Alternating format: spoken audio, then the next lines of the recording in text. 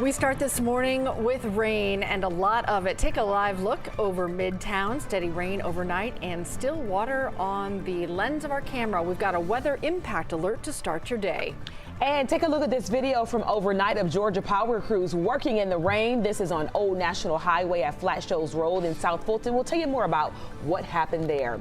Well, good morning, everybody. Thanks for starting your day with us. I'm Aisha Howard. And I'm Cheryl Preheim. February 13th, you saw those sheets of rain and some of that video. A lot of water on the road this morning. All right, let's start with meteorologist Chesley McNeil with your weather impact alert forecast. Chesley, how are we looking out there? Well, we're drying up. That's the good news. The heavy rain is now pushing a little bit further over toward the east, and you see the lightning strike associated with it into far eastern portions of the state and then down toward Macon. Here in Atlanta and northward, we're starting to dry out. We got the clouds in place, but the flooding piece of this is very slow because we have all the runoff. Over toward Athens, Elder, Madison, further east is where you're going to find the heaviest rain. Again, the lightning strikes even pushing toward the border there. Commerce, you're starting to dry out a little bit. Monroe, you got a little light rain as well as Covington, but that will be ending momentarily. Down to the south as well, some of our southernmost counties like Griffin and Spalding County, you're looking at light rain. Most of the heavy rain has pushed out. Butts County still has some moderate rain there, but again, their lightning strikes are over. You're done with it in Peachtree City. Over toward LaGrange and Grantville, done with the rain. We still have flooding to worry about. You see all these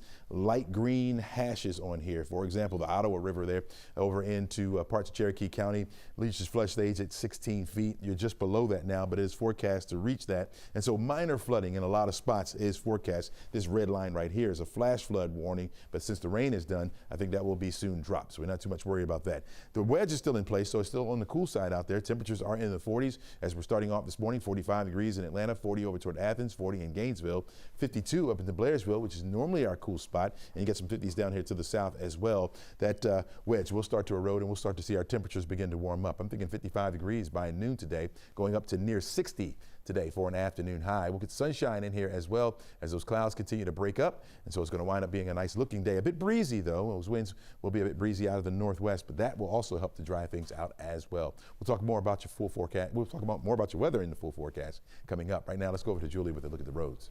Thank you, Chesley. Good morning, everyone. Yeah, it's a wet one out there again today. So right now I'm on the downtown connector. This is at 14th Street. Now right here, doesn't look too bad. You can tell the road is wet. However, there are areas across the metro that are having issues flooding right here in the Cobb Cloverleaf. That right lane is blocked, and that is I-75 southbound just after I-285. You really have to be careful, especially going under these overpasses because they tend to dip down. The road does, so it sneaks up on you. Then over on the east side of the perimeter, we have a right lane closed. That's 285 northbound before Covington Highway, and just north of that, more flooding.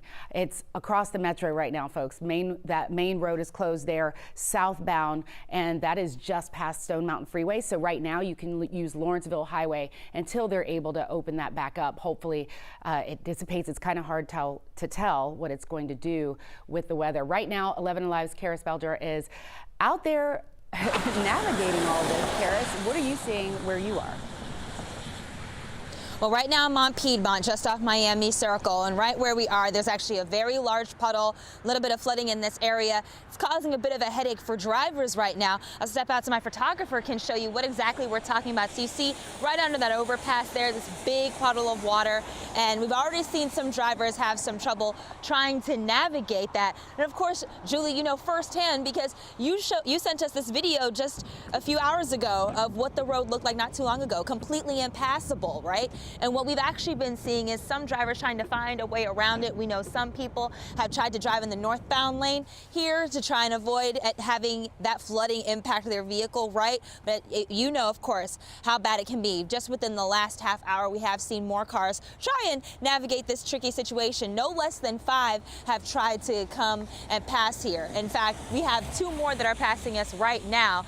And some cars are just stopping altogether while they try and navigate it. Some cars are trying to slow down so they can try and get to the shallow end of this really big accumulation of water so that they can try and avoid overall having any problems. But that's something we are expecting to see throughout the metro, because we know in some spots, depending on where you are, if you're coming down a hill at the bottom, there's going to be a puddle there waiting for you. So the best suggestion for drivers is just be alert, be careful, and if you think you see a puddle, probably not safe to try and drive through it. Try and find a different route if you absolutely can. We're going to be out here on the roads, checking on things, keeping you updated, letting you know what we see so we can make sure your drive is safe.